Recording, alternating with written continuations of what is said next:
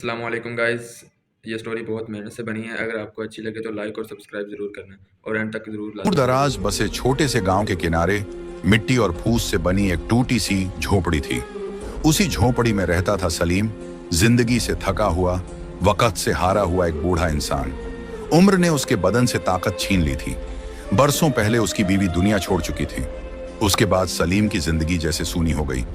न कोई आवाज, न कोई अपना। गरीबी और तन्हाई उसके रोज के साथी बन चुके थे। उसके पास दौलत के नाम पर बस एक झंग खाई कुल्हाड़ी, एक घिसी पिटी रस्सी और उसका कमजोर जिस्म था, जो अब भारी बोझ उठाने से जवाब देने लगा था। हर सुबह फज्र के वक्त जब आसमान हल्का सा उजला होता, वह उठ खड़ा होता। धीमे कदमों से वह पास के जंगल की तरफ जाता। सूखी लकड़ियां, टूटी डालियां बटोरता, उन्हें अपनी पीठ पर लाता और बाजार में बेचने ले जाता। जो थोड़े से पैसे मिलते, उनसे बस 2 रोटियां नसीब होती। भूख अब उसकी पुरानी साथी बन चुकी थी। एक रात उसकी पीठ का दर्द इतना बढ़ गया कि वह उठ भी न सका। अंधेरी झोपड़ी में लेटा लेटा वह टूटी हुई छत को घूरता रहा। उसी पल उसे एहसास हुआ, अब यह काम उससे नहीं होगा। उसी अंधेरे में एक ख्याल उसके दिल में उतरा, अगर कोई जानवर होता, कोई भी, जो मेरा बोझ उठा ले। कांपते हाथों से उसने फर्श के नीचे छुपा पुराना सा डिब्बा निकाला। यही उसकी उम्र भर की जमा पूंजी थी। जब उसने सिक्के गिने तो दिल बैठ गया। बस कुछ तांबे के सिक्के और जंग लगे चांदी के पुराने दिरहम। आंखें भर आईं, मगर उसने हिम्मत नहीं हारी। अगली सुबह वह पड़ोसी शहर के पशु बाजार की ओर चल पड़ा। दोपहर तक वह बाजार पहुंचा। चारों तरफ अमीर व्यापारी थे, चमकते कपड़े, ऊंची आवाजें और घमंड से भरे चेहरे। फटे पुराने कपड़ों में सलीम को देखकर लोग मुंह फेर लेते। जब भी वह किसी जानवर की कीमत पूछता, व्यापारी उसे फटकार लगा देते, यहां से निकल बूढ़े। उन्हें यकीन था कि उसके पास रस्सी खरीदने तक के पैसे नहीं होंगे। सलीम का दिल टूट गया, आंखों से आंसू बहने लगे।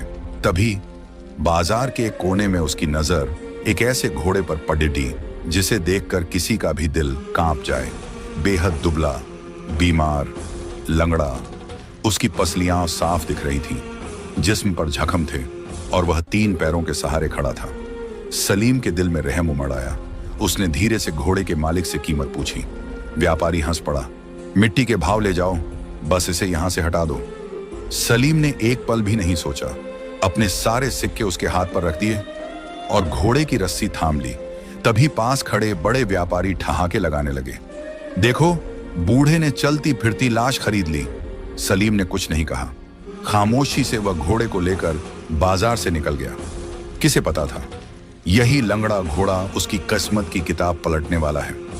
बाजार से निकलते हुए सलीम का दिल भारी था, मगर उसके कदम रुके नहीं। वह रस्सी थामे गांव की ओर बढ़ चला। रास्ते में एक पुराना चौराहा आया, जहां से 2 रास्ते अलग होते थे। दाहिना रास्ता सीधा, जाना पहचाना, जो गांव तक जाता था। बायां हो रास्ता सुनसान, पथरीला, डरावना। लोग कहते थे उस रास्ते पर कोई नहीं जाता, क्योंकि वहां जंगली जानवर और अजीब वाकये होते हैं। सलीम ने घोड़े को दाहिने रास्ते की ओर मोड़ना चाहा, मगर घोड़ा अचानक रुक गया। उसने अपने खुर जमीन में गड़ा दिए, हिलने से इनकार कर दिया। सलीम ने समझाया, खींचा, हल्की डांट भी लगाई, मगर घोड़ा टस से मस न हुआ। फिर जैसे ही सलीम ने रस्सी ढीली छोड़ी, घोड़ा लंगड़ाता हुआ बाएं उसी सुनसान रास्ते की ओर बढ़ गया।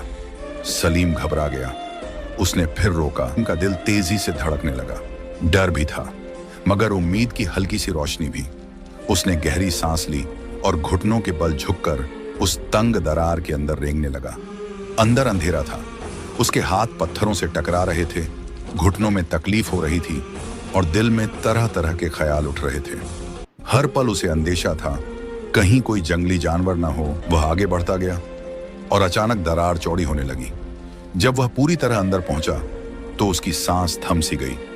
सामने का मंजर उसकी सोच से अलग था। वह एक छुपी हुई घाटी में खड़ा था। चारों तरफ ऊंचे पहाड़ और ऊपर से सोने की नदियां बह रही थीं।